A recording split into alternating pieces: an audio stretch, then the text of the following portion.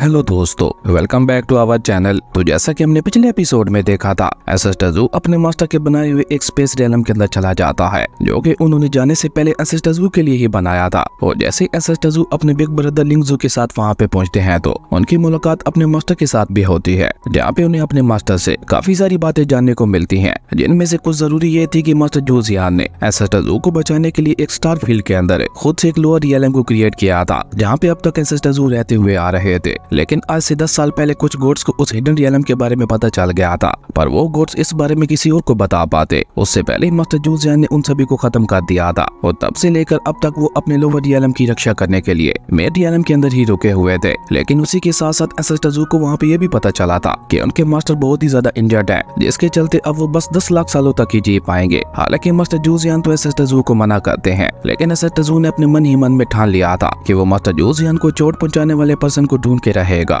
उसके बाद एपिसोड के एंड में हमने देखा था कि डोलू इमोर्टल डोमेन का मास्टर होंगजू एक नए स्टार फील्ड को ढूंढने के चक्कर में एसएस टजू के सामने आ गया था, पर एसएस टजू ने एक ही झटके में वहाँ पे उसके सभी लोगों को खत्म कर दिया था। और अपनी जान बचाने के लिए मास्टर होंगजू ने वहाँ पे एसएस टजू को अपना डोलू इमोर्टल डोमेन ऑफर कर दिया था, और यही से नेक्स्ट एपिसोड की शुरुआत होती है। तो इस एपिसोड की शुरुआत में हमें एक डोलू इमोर्टल डोमेन का ही सीन दिखाया जाता है, जहाँ पे एक फ्लाइंग बोट बहुत ही तेजी से उड़ते हुए आगे बढ़ रही थी, जिसकी हालत काफी ज्यादा खराब दिखाई दे रही थी। देखने से ऐसा लग रहा था कि वो कभी भी वहाँ पे ब्लास्ट हो सकती है। अब से हम इस फ्लाइंग बोट को स्टारशिप कहेंगे। जबकि वहीं दूसरी तरफ हमें डोलू इमोर्टल डोमेन के मेंशन के बैटल अरीना का सीन दिखाया जाता है, जहाँ पे डोलू इमोर्टल डोमेन के सभी एल्डर्स और डिसेबल्स बैठे हुए आपस में बातें कर रहे थे कि हमारे डोलू इमोर्टल डोमेन के रिसोर्सेज दिन ब दिन कम ही होते चले जा रहे हैं। अगर ऐसे ही चलता रहा तो बहुत ही जल्द हमारा डोलू इमोर्टल डोमेन पूरी तरह से खत्म हो जाएगा। अपने साथियों की ये बात सुनकर वहाँ पे बैठी हुई एक लड़की उनसे कहती है, अब तो हमारी सारी उम्मीदें उस नए अपीयर होने वाले स्टार फायरीलैंड के ऊपर ही टिकी हुई हैं,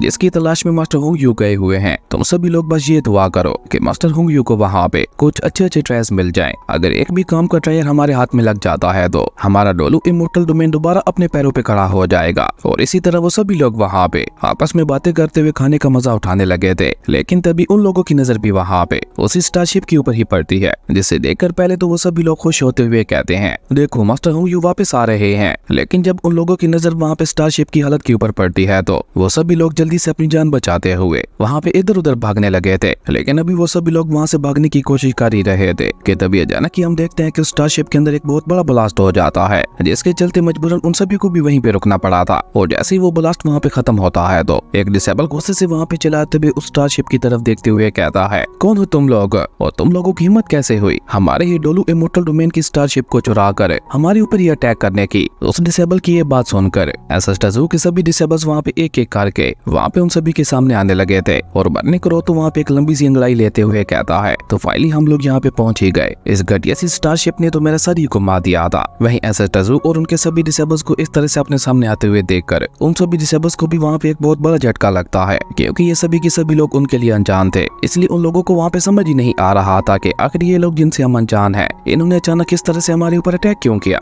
जबकि वहीं दूसरी तरफ एसएस टजू के डिसेबल्स वहाँ पे डोलू इमोर्टल डोमेन के एंट्रेंस गेट को देखकर खुश होते हुए कहते हैं, ये गेट तो दिखने में वाकई काफी ज्यादा बड़ा और शानदार दिखाई दे रहा है, जैसा कि कभी हमारे टैलेंट सेट का हुआ करता था। लेकिन अभी वो सभी लोग वहाँ पे इसी तरह से आपस में बातें कर ही रहे थे कि तभी डोलू इमोर्टल डोमेन का डिसेबल अचानक ही वहाँ पे अपनी सोर्ड से एसएस टजू के ऊपर अटैक करते हुए कहता है, तुम हमारे ही डोलू इमोर्टल डोमेन में आकर हम लोगों को ही इग्नोर करते हुए ऐसा दिखाने की कोशिश कर रहे हो कि जैसे ये डोलू इमोर्टल डोमेन हमारा नहीं बल्कि तुम्हारा है। और ये कहते हुए सीधा एसएस टजू के ऊपर अपनी सोर्ड से अटैक भी कर देता है, जिसे बर्नी क्रो ने वहाँ पे अपनी एक किक के साथ ही दूर फेंक दिया था। लेकिन इसी बीच डोलू इमोर्टल डोमेन के बाकी सभी डिसेबल्स की नजर वहाँ पे अपने मास्टर होंगयू के ऊपर पड़ती है, जिसे देखकर उन सभी लोगों को ऐसा लगता है कि शायद इन सभी लोगों ने हमारे मास्टर को किडनैप कर लिया है। इसलिए वो सभी डिसेबल्स वहाँ पे और भी ज्यादा गुस्सा होते हुए कहते हैं, तुम लोगों की हिम्मत कैसे हुई हमारे डोलू इमोर्टल डोमेन के मास्टर को किडनैप करने की, और ऊपर से तुम उन्हें किडनैप करके उल्टा यहाँ पे ही ले आए हो। पर ऐसा करके तुम लोगों ने अपनी लाइफ की सबसे बड़ी गलती कर दी है, क्योंकि हमारे डोलू इमोर्टल डोमेन से पंगा लेने से पहले तुम लोगों को हमारे बारे में पता लगा लेना चाहिए था कि हमारा डोलू इमोर्टल डोमेन कितना ज्यादा खतरनाक है। और शायद तुम लोग इस बात से भी अनजान होगे कि हमारा डोलू इमोर्टल डोमेन इस पूरी वर्ल्ड का नंबर 1 डोमेन सेक्ट है। आपने डिसेबल्स की ये बातें सुनकर बेचारे मास्टर होंगयू को भी वहाँ पे एक बहुत बड़ा झटका लगता है, और वो पीछे से वहाँ पे इशारे से ही अपने डिसेबल्स को चुप रहने के लिए कहने लगे थे। जबकि वो डिसेबल तो वहाँ पे बेवकूफों की तरह अपनी बात आगे बढ़ाते हुए कहता है, तुम लोगों को क्या लगा था कि तुम लोग यहाँ पे हम सभी के होते हुए हमारे डोलू इमोर्टल डोमेन के ऊपर इतनी आसानी से कब्जा कर लो दोगे। उस डिसेबल की ये बात सुनकर लिंगजुई उससे कहती है, लेकिन अभी तक तो हमने ऐसा कुछ बोला भी नहीं था, तुम तो खुद से ये सब बड़बड़ किए जा रहे हो। आखिर तुम इतने ज्यादा बोल कैसे लेते हो? क्या तुम कोई टंग ट्विस्टर हो? अब एक लड़की को अपनी तारीफ करते हुए देखकर वो डिसेबल वहाँ पे बहुत ही एटीट्यूड के साथ आगे बढ़ते हुए लिंगजुई से कहता है, ये तो मेरे अंदर नेचुरल खूबी है, पर उसी के साथ साथ हम लोग बहुत ही ज्यादा घटिया और खतरनाक किस्म के इंसान हैं, और हमारा डोलू इमोर्टल डोमेन है पूरी दुनिया में मशहूर भी इसी वजह से है, लोगों को मारने, उन्हें लूटने और उन्हें खत्म करने में। आपने उस डिसेबल की टट्टर सुनकर तो बेचारे मास्टर होंगयू की हालत वहाँ पे हर गुजरते पल के साथ और भी ज्यादा खराब होती जा रही थी। वो लगातार वहाँ पे इशारों की मदद से अपने उस बेवकूफ डिसेबल को चुप कराने की कोशिश कर रहा था, जो देखकर एसएस टेज़ुओ के सभी डिसेबल्स की नजर भी वहाँ पे मास्टर होंगयू के ऊपर ही चली जाती है, जो देखकर बेचारा अचानक ही वहाँ पे हड़बड़ा जाता है और उसी के साथ वो नाम में अपना सारे हिलाते हुए कहने लगा था, ये बेवकूफ तो कुछ भी बोल रहा है, हमारा डोलू इमोर्टल डोमेन ऐसा बिल्कुल भी नहीं है। जबकि वहीं दूसरी तरफ हम देखते हैं कि वो डिसेबल अपनी बात आगे बढ़ाते हुए कहता है, और अब जब तुम सभी लोग यहाँ पे आ ही गए हो तो अब तुम सभी लोगों को भी यहाँ पे अपने सारे ड्रेस हमारे हवाले करके चुपचाप यहाँ से चले जाना होगा, वरना हम लोग तुम लोगों को भी यहाँ पे खत्म कर देंगे। उस डिसेबल की ये सारी बातें सुनकर मिचू अचानक ही वहाँ पे आगे बढ़कर एसएस टेज़ुओ के पास आते हुए उनसे कहती है, मास्टर इन लोगों की बातों से तो ऐसा लग रहा है कि इनका ये डोलू इमोर्टल डोमेन सेट बहुत ही ज्यादा अमीर है। मिचू की ये बात सुनकर वो डिसेबल वहाँ पे चिल्लाते हुए उससे कहता है, हाँ लड़की तुम बिल्कुल सही समझी, हमारा सेट बहुत ही ज्यादा अमीर है। लेकिन उससे आगे वो डिसेबल वहाँ पे कुछ कह पाता उससे पहले मास्टर होंगयू की बर्दाश्त वहाँ पे जवाब दे जाती है, और वो जल्दी से वहाँ पे खुद आगे बढ़कर गुस्से से चिल्लाते हुए अपने उस डिसेबल से कहते हैं कि अपनी ये सारी बकवास बंद करो। और ये कहकर मास्टर होंगयू वहाँ पे एसएस टेज़ुओ की तरफ इशारा करते हुए उन सभी लोगों से कहते हैं, आकर हमारे नए सेक्ट लीडर से मिलो। अपने मास्टर की ये बात सुनकर उन सभी लोगों को वहाँ पे एक बार फिर से झटका लगता है और वो चौंकते हुए कहते हैं, क्या नया सेक्ट लीडर? कौन है वो? जिसपे मास्टर होंगयू वहाँ पे एसएस टेज़ुओ की तरफ इशारा करते हुए कहते हैं, आज से एसएस टेज़ुओ तुम सभी लोगों के नए सेक्ट लीडर हैं। अपने मास्टर की ये बात सुनकर वो सभी डिसेबल्स वहाँ पे एक बार फिर से अपने मास्टर का मजाक उड़ाते हुए कहते हैं, ये आप क्या कह रहे हैं? क्या अब हम लोगों के इतने ज्यादा बुरे दिन आ गए हैं कि हम इस जैसे की रिफाइनिंग स्टेक के कल्टीवेटर को अपना नया सेक्ट लीडर माने? ये तो हमारे डोलू इमोर्टल डोमेन का डिसेबल बनने के काबिल भी नहीं है, और आप हो के आप इसे हमारा नया लीडर बनाने चले हो। अगर दूसरी डोमेन्स को इस बारे में पता चल गया तो हमारी उन सभी में फिर क्या ही इज्जत रह जाएगी? सभी लोग हमारा मजाक उड़ाएंगे। हमें तो ऐसा लगता है कि आप यहाँ पे इनके दबाव में आकर ऐसा कह रहे हैं। कोई बात नहीं, हम इन लोगों को अभी यहाँ पे ठिकाने लगा देते हैं। और ये कहकर वो सभी डिसेबल्स अचानक ही वहाँ पे मिलकर एसएस टेज़ुओ के ऊपर हमला करने के लिए आगे बढ़ते हैं, जो देखकर एसएस टेज़ुओ वहाँ पे कोल्ड टून में अपने सभी डिसेबल से कहते हैं कि बस एक बात का ध्यान रखना कि ये सभी के सभी जिंदा रहने चाहिए। अब एसएस टेज़ुओ की ये बात सुनकर उनके सभी डिसेबल्स भी वहाँ पे बहुत ही तेजी से डोलू इमोर्टल डोमेन के डिसेबल्स का मुकाबला करने के लिए आगे बढ़ते हैं, और थोड़ी ही देर में एसएस टेज़ुओ के सभी डिसेबल्स ने मिलकर उन्हें वहाँ पे मार मार के उनकी हालत ही खराब कर दी थी, और उसी के साथ साथ उन सभी लोगों को वहाँ पे बांध भी दिया था। लेकिन इस सब के बावजूद भी उन डिसेबल्स की टर वहाँ पे बंद नहीं होती। उनमें से एक लड़की वहाँ पे अपने मास्टर होंगयू से कहती है, मास्टर आप चिंता मत कीजिएगा, भले ही हम लोग यहाँ पे हार चुके हैं, लेकिन आपके डोलू इमोर्टल डोमेन के सभी डिसेबल्स आपके साथ बहुत ही ज्यादा वफादार हैं। हमने अभी तक भी अपनी हार नहीं मानी, और अपने आखिरी दम तक हम लोग आपके साथ ही वफादार रहेंगे। इवन आपको इन लोगों से घबराने की भी कोई जरूरत नहीं है, क्योंकि हमारे डोलू इमोर्टल डोमेन के बाकी सभी भाई भी यहाँ पे आते ही होंगे, और एक बार वो लोग यहाँ पे आ गए तो फिर इन लोगों का बचना मुश्किल हो जाएगा, और तब इन लोगों को अपनी की हुई गलतियों का भुगतान भी करना पड़ेगा। आपने उन डिसेबल्स की ये बात सुनकर बेचारे मास्टर होंगयू ने तो वहाँ पे अपना सारी पीट लिया था, और अब की बार वो वहाँ पे बहुत ही गुस्से से चिल्लाते हुए उन सभी से कहते हैं, क्या तुम सभी थोड़ी देर के लिए अपनी बकवास बंद कर सकते हो, या फिर तुम सभी लोग मर के ही मानोगे? और ये कहकर मास्टर होंगयू जल्दी से वहाँ पे एसएस टेज़ुओ के सामने झुकते हुए उनसे कहते हैं, एसएस टेज़ुओ प्लीज इन सभी को माफ कर दीजिएगा, और ये जो हजारों डिसेबल्स की बात कर रहे हैं वो बस भी आपको डराने के लिए कह रहे हैं। मैं अब आपको यकीन दिलाता हूँ कि मेरे डोलू इमोर्टल डोमेन का कोई भी डिसेबल आपके खिलाफ नहीं जाएगा। प्लीज आप एक बार इन सभी को माफ कर दे, आपसे सिर्फ आप ही हमारे नए सेक्ट लीडर हो।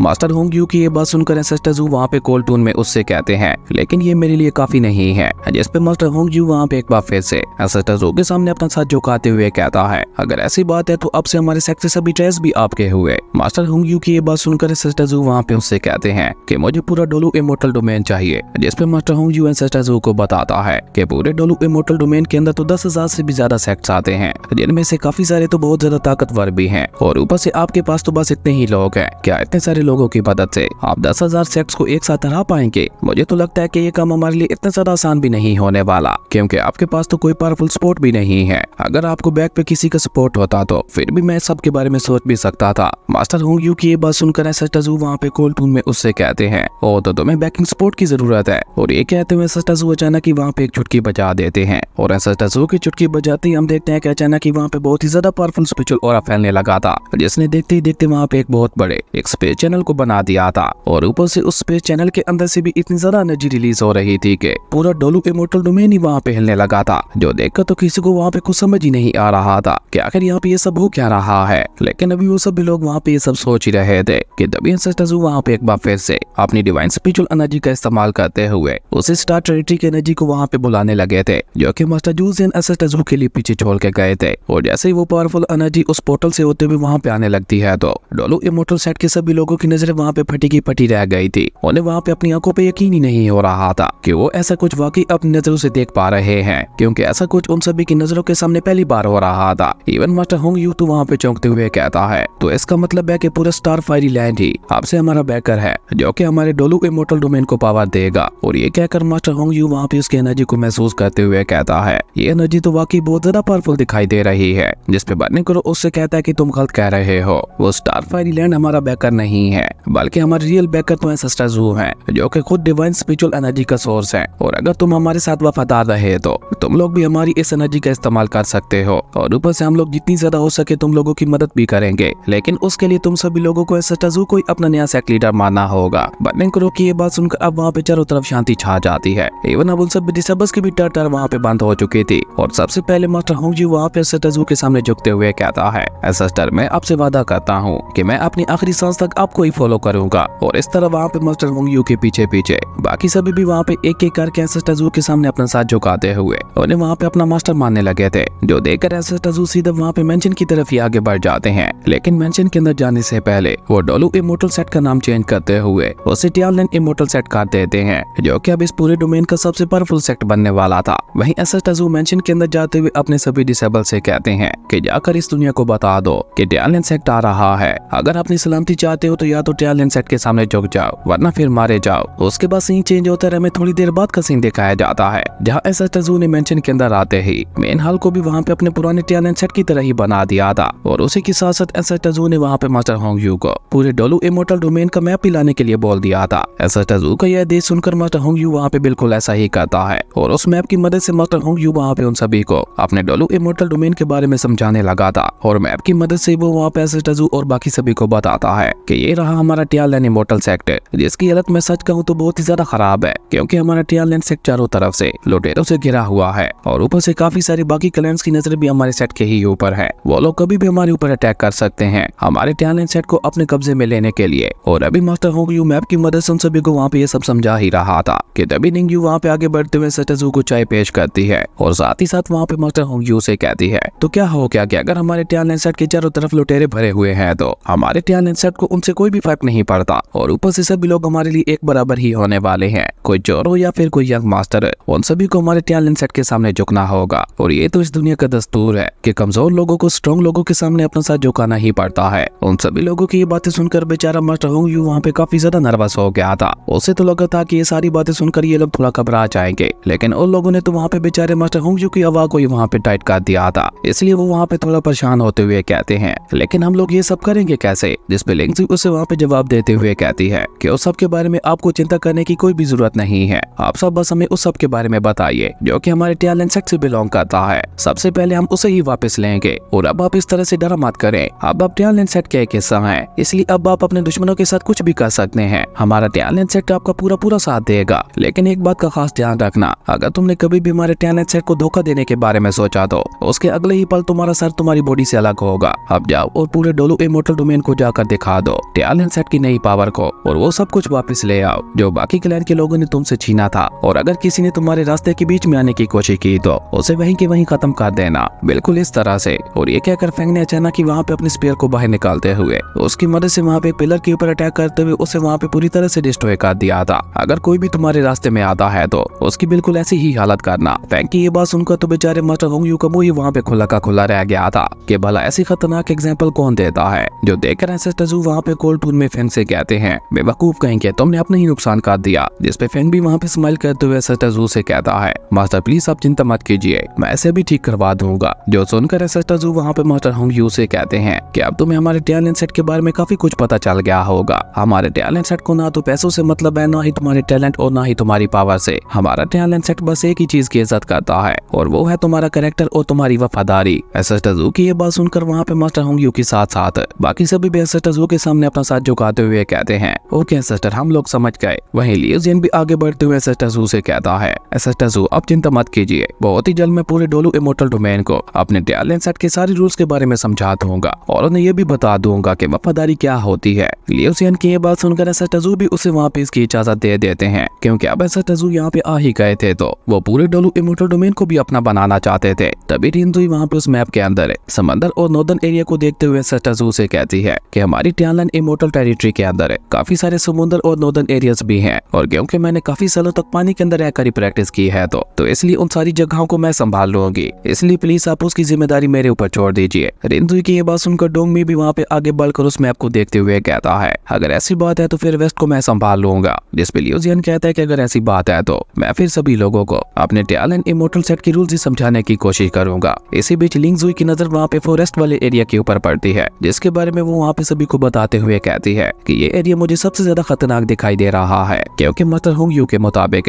यहाँ पे बहुत ही ज्यादा खतरनाक इंसेक्ट और बीस्ट पाए जाते हैं, जिसके चलते सभी लोग उस जंगल के अंदर जाने से डरते हैं। अगर हमें उसे भी वापस अपने टैलेंट इमोर्टल सेट के अंदर लेना है तो हमें उस एरिया को भी ठीक करना होगा। पर उस जंगल को जो सबसे ज्यादा खतरनाक बनाता है वो है वहाँ पे फैली हुई पॉइजनस गैस, जिसके चलते सभी लोग वहाँ पे जाने से डरते हैं। पर अभी लिंगजुई वहाँ पे ये सब बोल ही रही थी कि तभी लीना वहाँ पे जल्दी से अपना हाथ ऊपर उठाते हुए कहती है तुम तो जानती ही हो कि मैं काफी अर्से तक जंगल के अंदर ही रही हूँ, तो इसलिए मुझे उसका काफी ज्यादा एक्सपीरियंस है, तो तुम उस फॉरेस्ट वाले एरिया की जिम्मेदारी मेरे ऊपर छोड़ सकती हो, मैं उसे संभाल लूंगी। और ये कहकर लीना फैंग को भी वहाँ पे अपने साथ मिलाते हुए कहती है क्यों ना तुम भी मेरे साथ चलो, हम दोनों मिलकर पूरे फॉरेस्ट की जिम्मेदारी को संभाल लेंगे। लेकिन लिंगार भी जल्दी से वहाँ पे अपना हाथ ऊपर खड़ा करते हुए कहती है कि मैं भी तुम लोगों के साथ आना चाहती हूँ। जिसपे लिंगजुई कहती है कि अगर ऐसी बात है तो फिर तुम लोग इसकी जिम्मेदारी मेरे ऊपर छोड़ दो। और इस तरह उन सभी लोगों ने वहाँ पे उस मैप की मदद से अपने लिए अलग अलग जिम्मेदारियों को वहाँ पे चुन लिया था, और उसी के साथ साथ वहाँ पे उसके ऊपर काम करना भी शुरू कर दिया था। खैर उसके बाद सीन चेंज होता है, हमें रात का सीन दिखाया जाता है,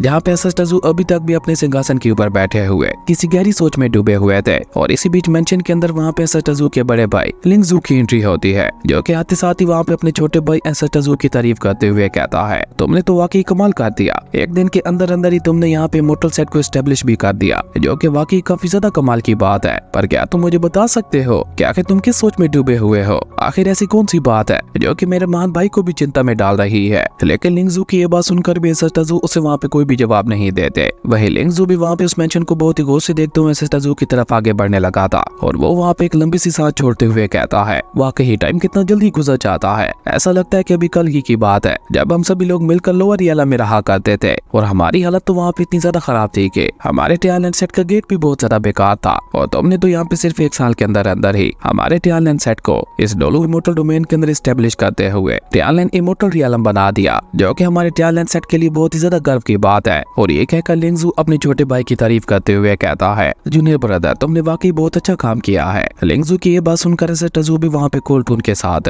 उससे सवाल करते हुए पूछते हैं तो क्या तुम वापस जा रहे हो? जिसपे लिंगजू वहाँ पे अपने छोटे भाई से कहता है नहीं अभी मेरे जाने का समय नहीं हुआ, और ऐसी सिचुएशन में मैं भला अपने भाई को अकेला छोड़कर कैसे जा सकता हूँ? तुमने 10,000 साल हमारे लिए लोअर येलम के अंदर घुसा दिए, तो क्या मैं यहाँ पे तुम्हारे लिए कुछ साल भी नहीं रुक सकता? अपने भाई की ये बात सुनकर एंसेस्टर ज़ू दोबारा वहाँ पे उससे सवाल करते हुए पूछते हैं तो क्या तुम दोबारा पहले की तरह मेरे साथ ही रहना चाहते हो जैसे हम दोनों भाई पहले रहा करते थे? लेकिन मेरे ख्याल से तो तुम्हें वापस चले जाना चाहिए, तुमने मास्टर के साथ रहते हुए काफी कुछ सहा है और अब तुम्हें भी थोड़े रेस्ट की जरूरत है, और ऊपर से मैं चाहता हूँ कि तुम वापस जाते हुए मास्टर का भी ख्याल रखो। एंसेस्टर ज़ू की ये बात सुनकर लिंगजू वहाँ पे एंसेस्टर ज़ू से कहता है कि वो सब छोड़ो और तुम मुझे ये बताओ कि तुम किस सोच में डूबे हुए थे? क्या तुम अभी तक भी उसी पर्सन को ही ढूंढने की प्लानिंग कर रहे हो जिसने मास्टर को वो चोट पहुंचाई थी? पर मैं तुम्हें बता दूं कि हमारे लिए ये सब इतना ज्यादा भी आसान नहीं होने वाला, क्योंकि ये स्टार फील्ड बहुत ही ज्यादा बड़ा है, और ऊपर से तुम्हारे पास तो ट्रैवल करने के लिए कोई चीज भी नहीं है, जिसके चलते तुम कभी भी उस पर्सन को ढूंढ नहीं पाओगे। इसलिए मैं तुम्हें यहाँ पे कुछ देना चाहता हूँ। और ये कहते हुए लिंगजू ने वहाँ पे अपनी पावर्स का इस्तेमाल करते हुए काफी सारी स्टारशिप्स को बाहर निकाल लिया था, जिनके बारे में लिंगजू अपने छोटे भाई को बताते हुए कहता है कि इन सभी स्टारशिप्स को कलेक्ट करने में मास्टर और मुझे 10,000 साल से भी ज्यादा का समय लगा था, क्योंकि ये सभी की सभी मामूली स्टारशिप से बहुत ही ज्यादा खास है। इसमें से 100 से भी ज्यादा स्टारशिप्स मौजूद हैं, और तुम जो चाहे इनमें से ले सकते हो, जो कि मेरे छोटे भाई के लिए मेरी तरफ से उसके लिए एक छोटा सा गिफ्ट होगा। लिंगजू की ये बात सुनकर एंसेस्टर ज़ू भी वहाँ पे उन सभी शिप्स को बहुत ही गौर से देखने लगे थे, और इसी बीच एंसेस्टर ज़ू की नजर वहाँ पे एक स्टारशिप के ऊपर ठहर जाती है, जो कि एंसेस्टर ज़ू को वहाँ पे सबसे ज्यादा खास दिखाई दे रही थी। इसलिए एंसेस्टर ज़ू वहाँ पे उसी की तरफ पॉइंट करते हुए कहते हैं कि मुझे ये डिवाइन स्टारशिप चाहिए। एंसेस्टर ज़ू को पॉइंट करते हुए देखकर लिंगजू भी वहाँ पे और ज्यादा देर ना करते हुए उस स्टारशिप को बाहर निकाल देता है और वो स्टारशिप देखने में वाकई काफी ज्यादा कमाल की दिखाई दे रही थी। और इसी कमाल के सीन के साथ हमारी अमेजिंग एपिसोड यहीं पे खत्म हो गया था। दोस्तों अगर आपको ये वीडियो अच्छी लगी तो लाइक कर दें और अगर चैनल पे नए आए तो सब्सक्राइब करते जाना। तो मिलते हैं एक नई वीडियो में, तब तक के लिए बाय।